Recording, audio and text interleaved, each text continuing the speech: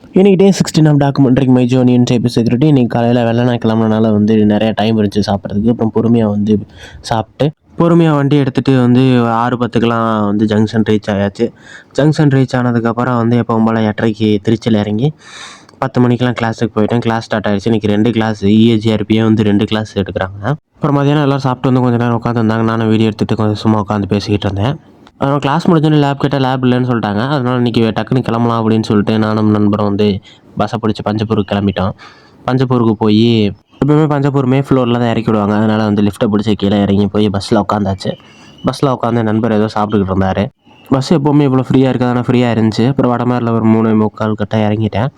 இறங்கி அதுக்கப்புறம் வந்து நம்ம எப்போ நிற்கிற பிளேஸ் இல்லாமல் வேறு பிளேஸுக்கு போய் நிற்கலாம், அங்கே ரொம்ப கூட்டமாக இருக்குன்னு வேறு பிளேஸுக்கு வந்து நின்றுட்டு இருந்தேன்.